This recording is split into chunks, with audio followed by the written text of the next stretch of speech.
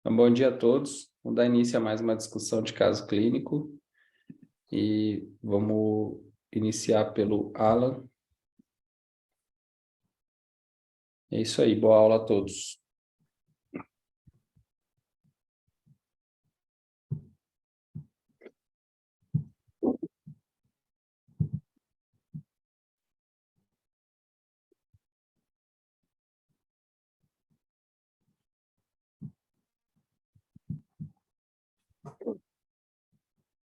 Estão conseguindo ver o slide? Sim. Beleza.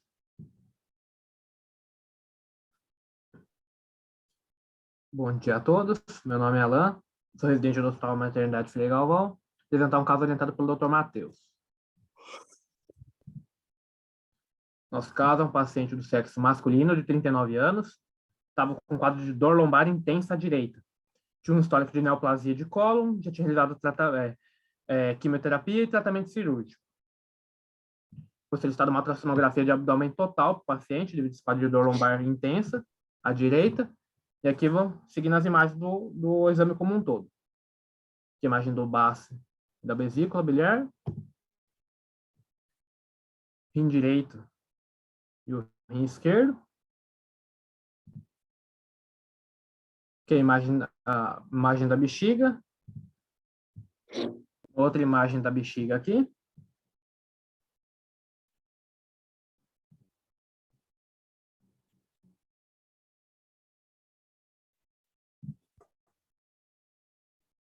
Aqui as imagens do fígado.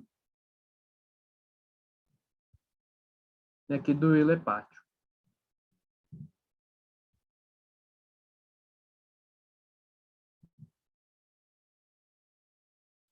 Alguém quer comentar alguma coisa? Alguém quer descrever as imagens? Quer que eu volte em alguma? Eu posso descrever aí. Uau. Pode falar, gente. Pode? O Alan, volta só um pouquinho as imagens para mim, para eu dar uma olhadinha. Obrigada. Uhum. Aqui é o baço, a vesícula. A vesícula está com a parede um pouco distendida, né? Bem distendida, né? Estendida não, parece que está espessada, né? A parede da vesícula. Sim. Mas isso aí pode inferir qualquer processo inflamatório acontecendo ali, né? No peritônio, né?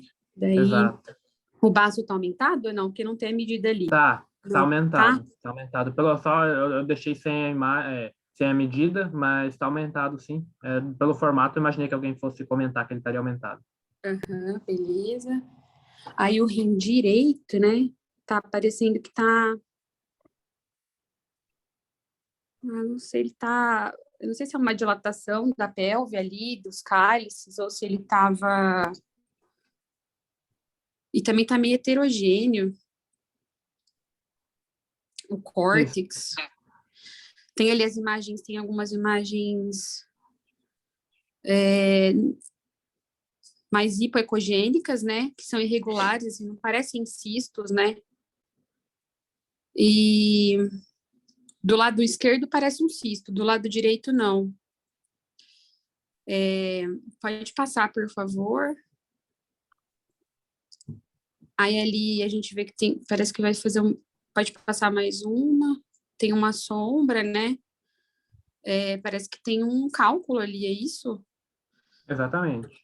Tem um cálculo e exato. Na próxima acho que dá para ver melhor a sombra certinho, né? Bem ali do lado direito, compatível com aquele rim direito que está alterado, né? Que tá com aspecto diferente. Aí tem a sombra, tá bem ali no ureter, né? Isso, no meato ali, exatamente. Isso. Deixa eu ver, agora eu tô pensando esse baço aumentado.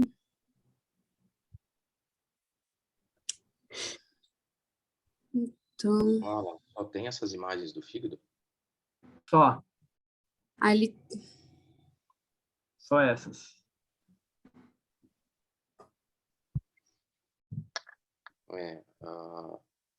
Eu vejo nesse hilo aí, parece que a porta está muito afilada ou quase que inexistente e umas colaterais aí, né?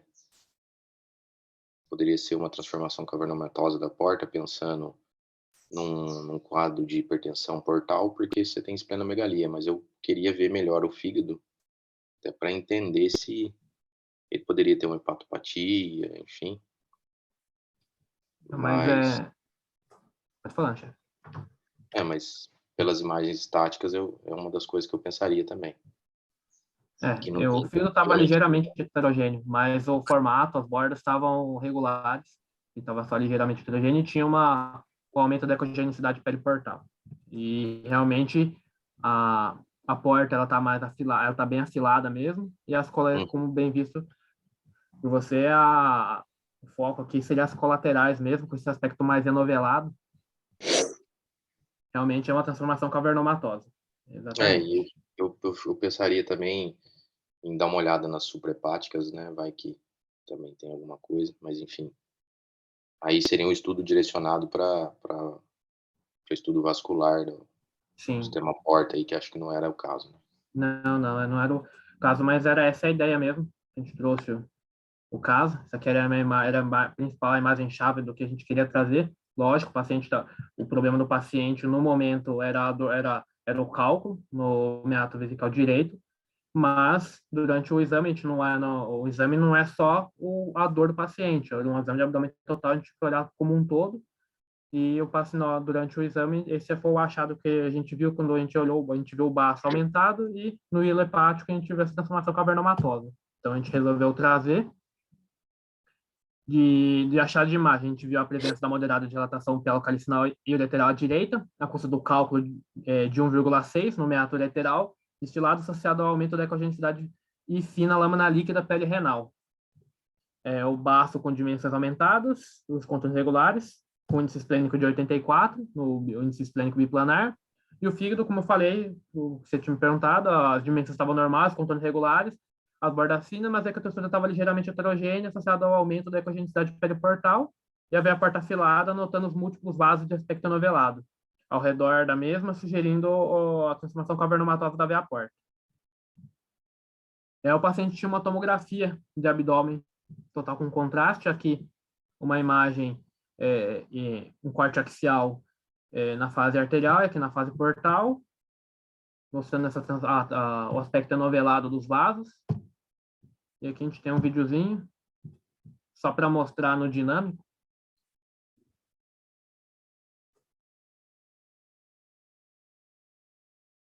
Mostrar novamente aqui.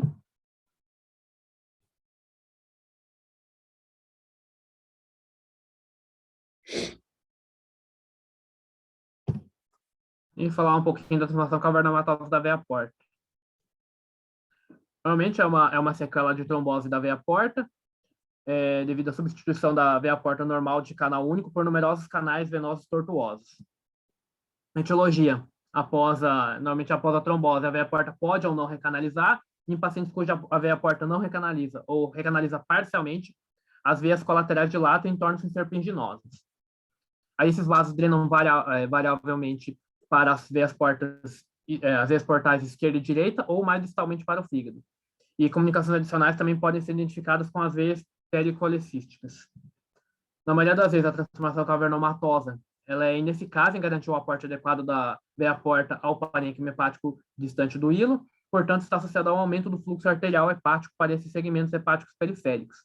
E essas alterações levam à hipertrofia hepática central e à atrofia hepática periférica.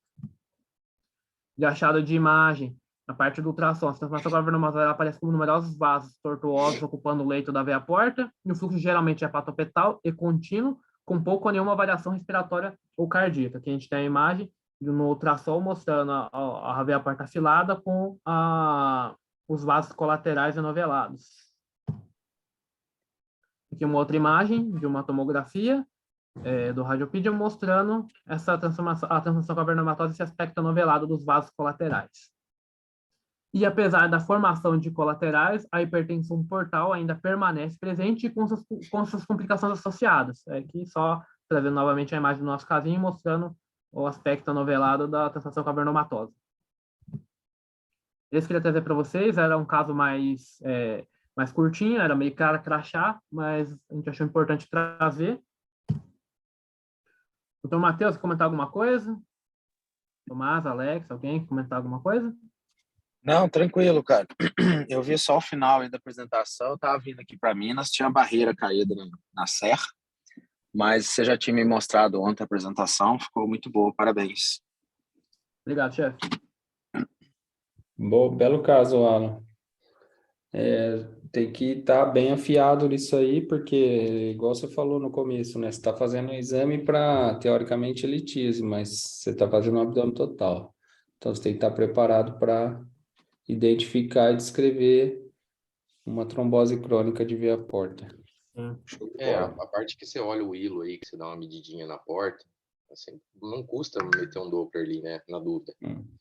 Às vezes você vê até no modo B mesmo que tem fluxo, né? Você consegue ver, mas é sempre bom aí ficar atento, principalmente num caso aí de esplenomegalia, né? Ficar atento aí aos achados indiretos de hipertensão portal.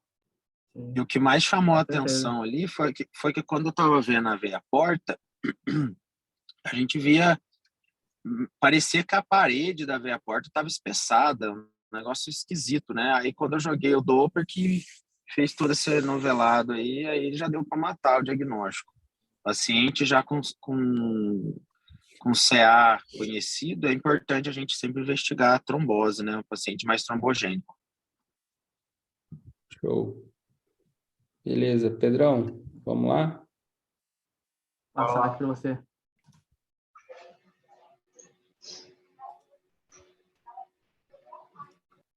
Foi, Pedrão? Foi sim. Beleza.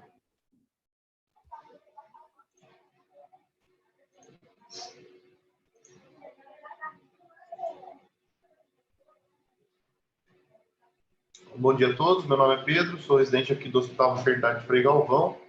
Vou apresentar um casinho orientado pelo Dr. Alex. É uma paciente do sexo feminino de 46 anos, paciente com queixa de letargia e confusão mental. A paciente tinha histórico de estar em tratamento para câncer de mama. Foi solicitada uma tomografia de crânio para a paciente. Então, trouxe aqui 4 cortes axiais que são importantes para a gente identificar as alterações. Sempre na mesma altura, um corte na fase sem contraste e outro corte na fase contrastada. Alguém quer tentar identificar e comentar o que vem de alterar?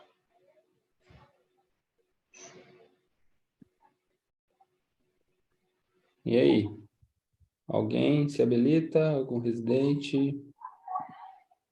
Ali na tomo, né, no primeiro corte, a gente vê que sem contraste a gente não consegue visualizar as duas lesões que a gente vê que capta o contraste, né? Nos 2 primeiros cortes, arredondadinhas ali. Isso aí. E aí, pensando que ela está em tratamento para câncer de mama, né? Teria que levantar a hipótese de metástase, né? Não só essa, né? Concordo com a Gi, eu acho que tem lesões na foice e tem uma lesão parietal ali, não sei se está no parênquima ou fora. Eu acho que por não ter edema, eu acho que ela está extraaxial. E nos cortes mais baixos, parece ter um realce leptomeníngeo ali. Parece ter um realce do tronco e um realce de folia cerebelar. Bom, CA de mama, exatamente, até que prove o contrário, isso daí é metástase, né? Mas os diferenciais entrariam em algumas outras alterações leptomeninges, né? Outras lesões de origem meníngia, né? E tem que incluir granulomatose sempre, incluir TB, neurosarcoidose, mas até que se prova o contrário, isso daí é lesão secundária e a característica dessas que parece pegar até folia, Aí seria carcinomatose, né? Padrão de carcinomatose leptomeníngeo, que, se eu não me engano, comete 20 a 30% de CA de mama. É até alto. Não, a gente não costuma ver na tomo, não, mas nesse aí eu acho que tá dando para ver. Mas a gente vê muito bem na ressonância. Já peguei vários casos aí, e é muito louco que no exame você encontrar, você não vê nada. Você tem que injetar para ver o realce da folia, o realce em volta do tronco ali. Então, eu iria de lesões secundárias aí, e esse padrão de carcinomatose leptomeníngea pós-posterior. Beleza. Ô, Pedrão, Fala, Ciro. nesse caso aí foi contraste direto ou vocês viram alguma coisa e pediu para fazer o contraste? Não, não vimos nada no sem contraste. Não, mas o exame já veio decidido de injetar, vocês que resolveram Não, injetar na hora? não sei se não tem isso aí. Se o Alex lembrar, puder comentar. Mas já recebendo a informação que tem CA de mama, tem que injetar, cara. Eu entendi Beleza. sua dúvida, Cílio. Mesmo, não foi pedido, mas é CA de mama, né? O paciente está fazendo exame para crânio, com certeza ela tem uma queixa neurológica, senão não ia fazer o exame. Então, a gente já deve injetar, porque vai ter lesão que vai ser oculta, entendeu? Poderia ter só essas lesões de fossa posterior e você só ia ver no pós-contraste. Então, assim, sempre tiver lá para orientar o exame, se for CA, tem que fazer contraste. Senão, vamos E dar um assim, laudo normal sem estar normal. e nessa fase de escassez de contraste, né? Por isso que Mas às vezes você fica meio tendencioso a é, pedalar sem, né? mas no CA não tem como, né, cara? Estadiamento, reestadiamento, não tem como não fazer. Beleza. Então, beleza, foi isso mesmo que o Tomás e a gente já comentaram. A gente tinha múltiplos focos parecia nodulariforme, aparentemente realmente extraaxial. Aqui embaixo tinha o realce das folias cerebelares. Então a gente descreveu como pequenos focos nodulares, hipervasculares, esparsos pelo espaço axial, intracentimétrico, sobretudo no hemisfério direito. Tendo em vista o histórico clínico da paciente, a gente levantou sim a possibilidade de acometimento secundário, como carcinomatose meníngea. Então, a carcinomatose meníngea é o acometimento leptomeníngeo por metástases tumorais, que gera o nome de carcinomatose meníngea. Os tumores de mama, pulmão e melanoma são os principais tumores primários que disseminam metástases no neuroeixo.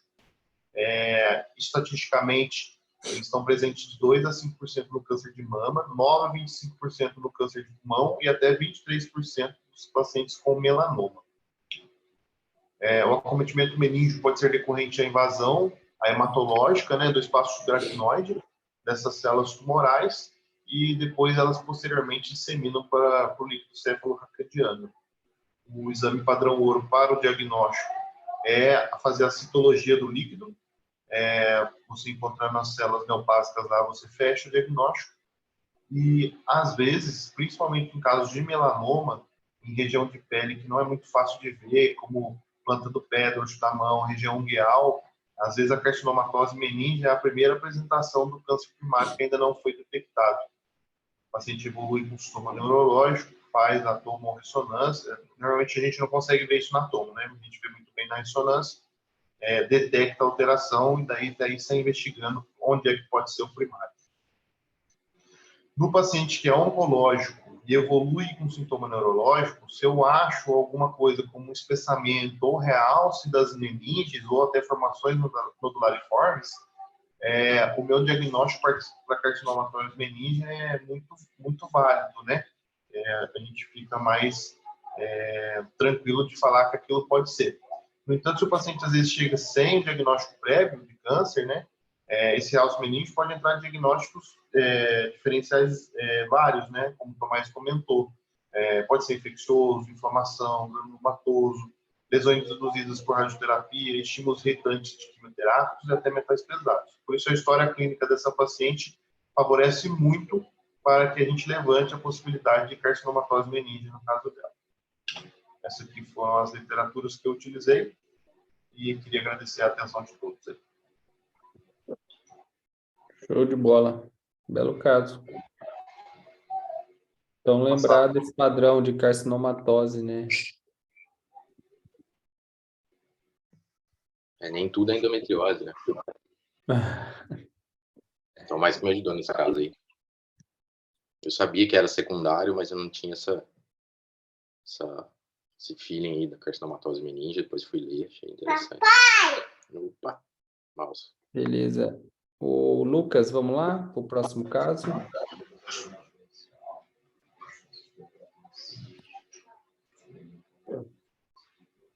Vamos lá.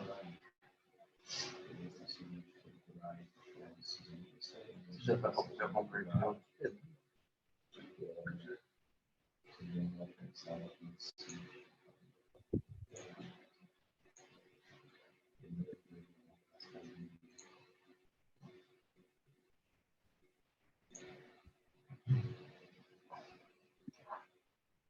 Bom dia, meu nome é Lucas, eu sou o R1 aqui do Hospital Maternidade Frei Galvão. Hoje eu vou apresentar um caso orientado pelo Dr. Matheus. Então, a história clínica é um paciente de sexo masculino de 10 anos.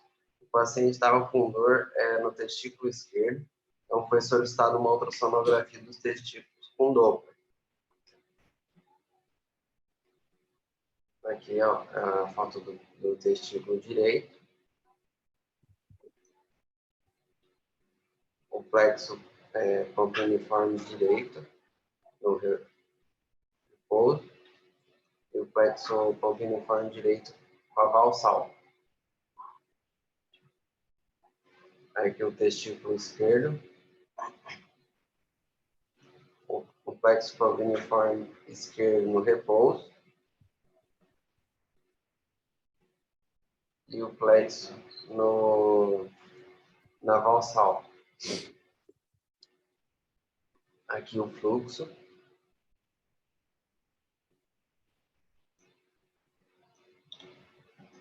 E aqui nessa imagem a gente observa uma diferença de pressão que causa o refluxo na valsal.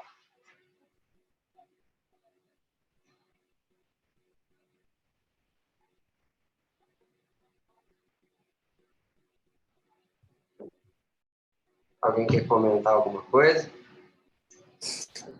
O Alan, ele estava com dor no testículo esquerdo, o menininho? Isso, só dor do testículo. Entendi. Bom, como dilatam as veias, né? Na verdade, até no repouso já estava dilatado, né? Não precisava nem fazer a manobra no esquerdo, né? Então, daí acho que tem que pensar em varicocele, né? Ainda mais que é mais comum à esquerda, né? Por conta do ângulo da drenagem, que é um ângulo reto, né? Acho que bate com varicocele, né? Não sei. Isso, exatamente. Mas o interessante do caso é de acordo com a idade do paciente, né? Posso passar? Alguém quer falar mais alguma coisa? Eu acho que é muito novo, né, para ter esse tipo de alteração, né? Sim. Então, apesar de ser mais comum do lado esquerdo, tudo, eu acho que você tem que ficar... Tem alguma coisa impedindo a drenagem, né? Isso, você tem que ficar com a pulga atrás da orelha e investigar o reto peritônio dessa criança, né? Eventualmente, até ver alguma variação de drenagem, ou uma Exato. trombose antiga, ou alguma coisa tem, né? Quer Mas dizer, pode esperamos que tenha. dar sequência. Tá bom. Galera, ô Fala Lucas, assim. volta no testículo esquerdo aí para mim. Dando uma viajada aqui. Se ele tiver algum mega ureter aí comprimindo a drenagem, pode dar essa varicocele aí, Alex?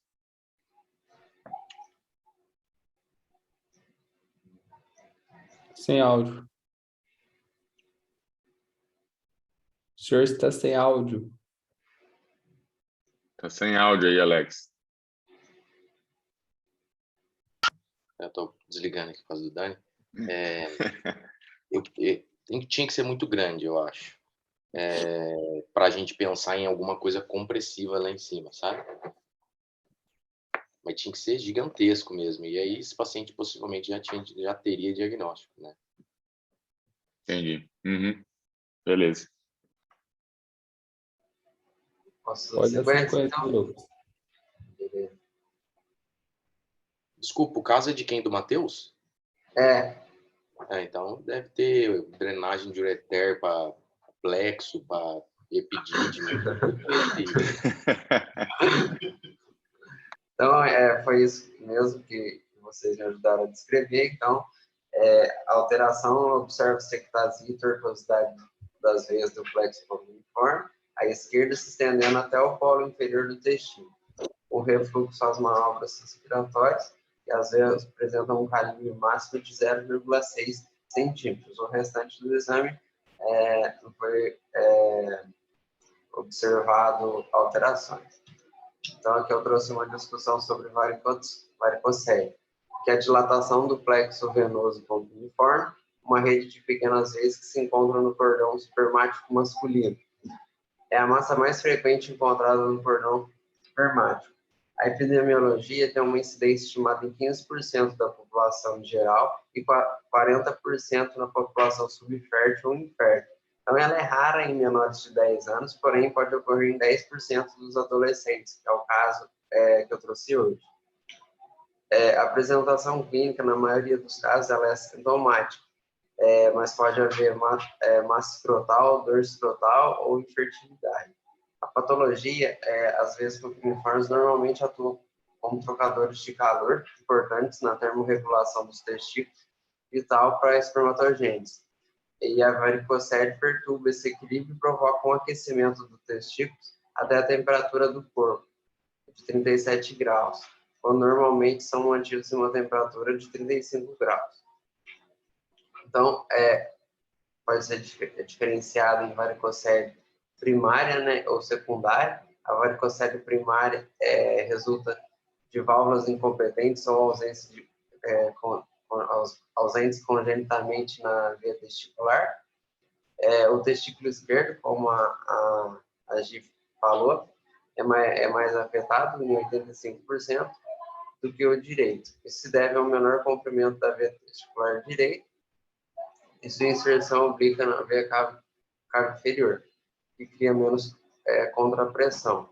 Em contraste, a veia testicular esquerda tem um maior comprimento e se insere na veia renal esquerda em um ângulo reto. Varicoceles bilaterais são incomuns, mas a varicocele isolada à direita são raras, deve levar à avaliação de uma varicocele secundária. Aí a varicocele secundária é muito menos comum, resulta do aumento da pressão da veia testicular devido a uma compressão, por exemplo, de massas císticas como linfadenopatia retroperitoneal ou massa renal, ou obstrução por trombose da veia renal ou chante espleno-renal por hipertensão forte. As características ultrassonográficas, então, tem uma dilatação das veias do plexo, maior que 2 a 3 milímetros de diâmetro. Caracteristicamente, tem uma aparência serpiginosa. Pode haver reversão do fluxo à manobra de Valsalva, e o ultrassom Doppler pode ser usado para graduar o grau do refluxo. Essa imagem mais à direita mostra a parte do refluxo na manobra de Valsalva. E aqui eu trouxe a classificação, né? O grau 1 é 100 veias intraescrotais dilatadas e refluxo nas veias do cordão espermático da região inguinal durante a manobra de Valsalva. A grau 2, veias proeminentes do polo superior do testículo e refluxo das veias do polo superior durante a manobra de Valsalva. Grau 3, sem grandes dilatações na posição supina, veias dilatadas até o polo inferior do testículo vistas na posição em pé e refluxo nas veias do polo inferior durante a manobra de Valsalva. O grau 4, veias dilatadas mesmo na posição supina e refluxo durante a manobra de Valsalva. e grau 5 veios dilatados e refluxo sem a manobra de Valsalva.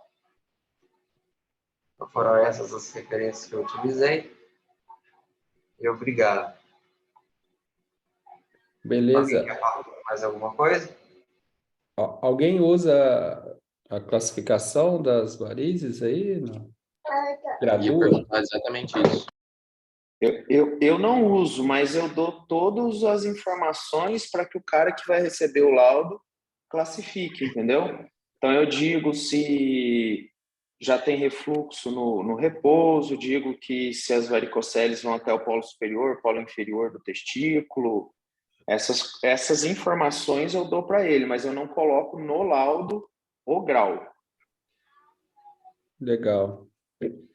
Cara, é importante esse negócio do em pé aí, tá? Às vezes você pega dilatação de 3,5, 3,9 milímetros, o paciente está em exposição supina, faz valsalva e não tem refluxo.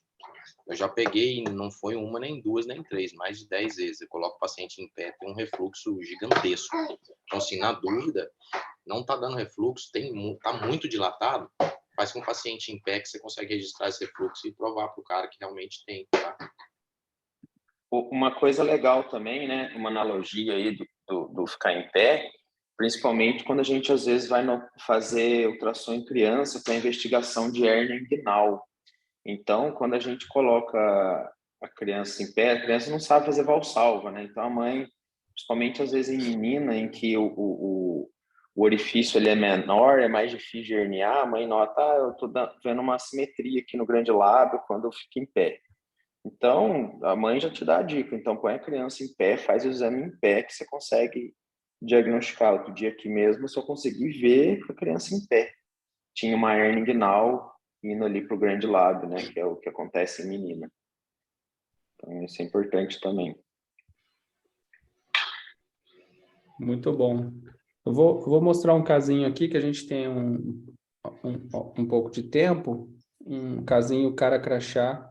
Manda o compartilhamento, manda o anfitrião para mim, por favor, o Lucas.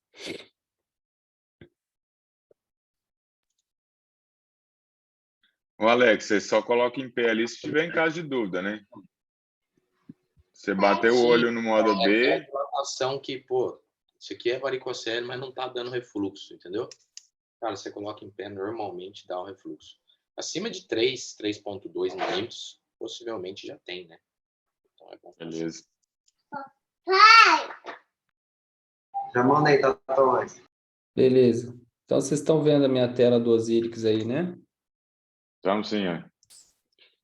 Então, beleza. O exame é de uma criança de 2 anos, tá? Então, aqui é o sagital T1 e aqui é o axial flare.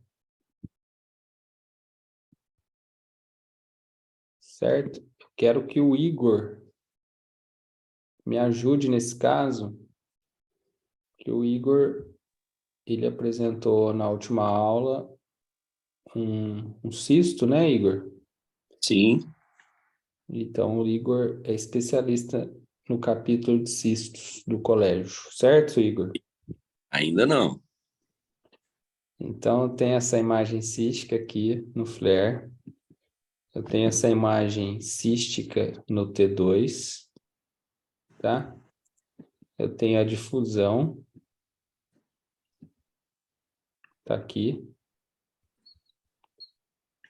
Aqui um coronalzinho. Aqui o SWI. Aqui outro coronal. Outro coronal. Aqui sequência pós-contraste. Tá aqui a lesão. Dá para ver ela também aqui de novo.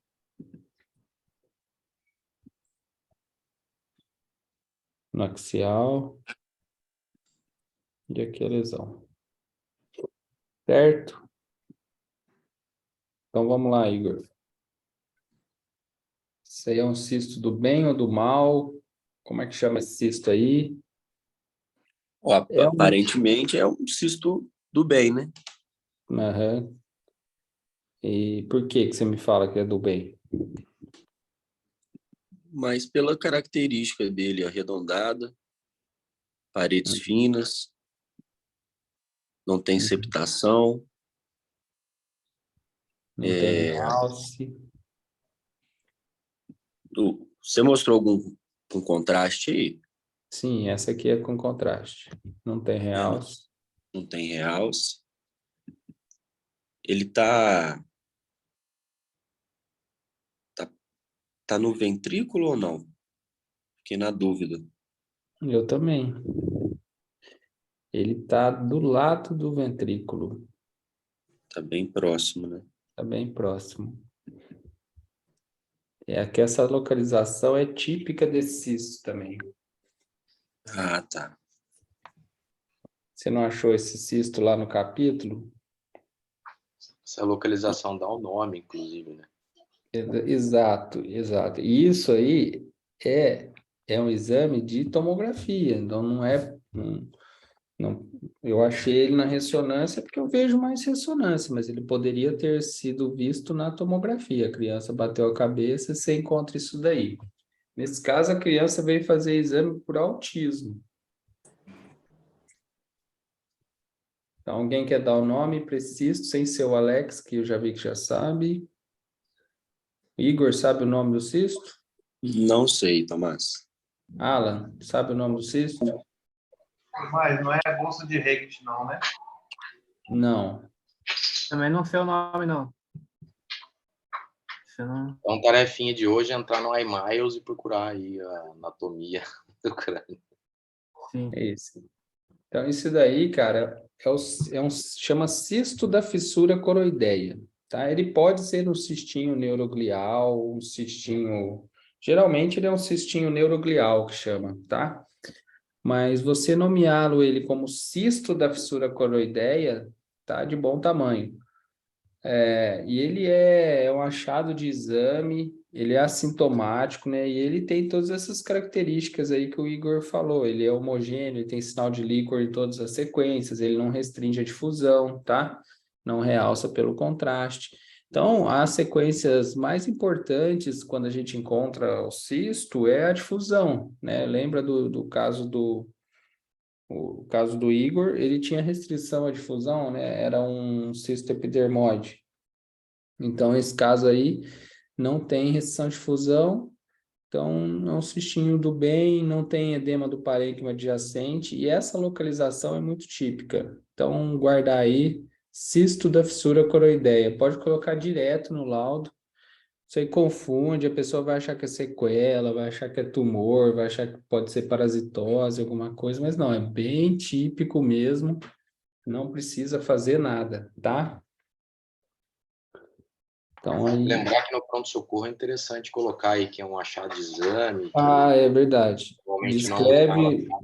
clínico, tal, Formação assim. cística na fissura coroideia, achado incidental, desprovido de significado clínico. Beleza? Na tomografia ele fica Igual o líquor. Fica um bem cisto hiperintenso igual... também? Isso, parece um apêndice ventricular. Às vezes até cara. Às vezes, assim, até uma extensão do ventrículo mesmo, sabe? Pode até ser. Beleza? Mas aí se ele comunicar com o ventrículo, ele não é mais um cisto neuroglial, né? Oi? Não. Se ele Não, comunicar aí com o ele... ventrículo, daí ele não é mais um cisto neuroglial.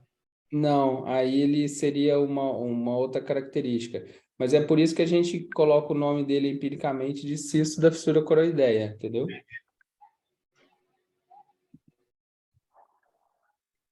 Galera, é isso. Para ajudar os Encerrando por aqui residentes, eu hoje. vou mandar uma aula só de cistos intracranianos de brinde, para não precisar pegar o livro. Show. Obrigada, Presente de Natal. Obrigada. Presente de Natal hoje. Como é Vamos que é aparecer hoje? aí, galera. Eu fico imaginando como é que é hoje na facu, cara, com esses WhatsApps. Os caras devem pegar o telefone do professor, deve atormentar, né, velho? Não deve ser meio estranho. Porque na nossa época não tinha isso, né, cara? Cara, na época eu tinha que mexer naqueles livros velhos, né, cara? Internet, não sabia nem procurar as coisas na internet. Rinite era o mais curável que tinha, era a Barça da medicina, né? Eu acho, Tem um eu acho artigo, que um artigo do CBR, só se digitar no Google lesões císticas encefálicas, é o primeiro artigo que aparece. Ele fala desse... É esse aí, é um resumo desse Só que artigo aí. ele não põe esse nome como ciclo da fissura coiloideia, ele põe só como ciclo neuroglial. Vamos tirar foto. Vamos tirar foto aqui, ó. Olha o Dani lá. Ó, o Dani. Dá um oi. Oi. Tá com vergonha aí hoje, hein? Tá tímido. Você já tá pronto, Cecília? Eu com a latinha na mão já. Tô pronto, Tá vou pronto? pegar a estrada, mano. O Cine tá tomando Pegar no chopp jeito na de tomar escola, hein? uma. Já tá, o café da manhã dele foi um chopp. É. Dá tchau. Ih, tchau. Valeu, galera. falou, valeu. Valeu. Falou. Bom final de semana. Até Obrigada. mais. Valeu. Tchau. Abraço.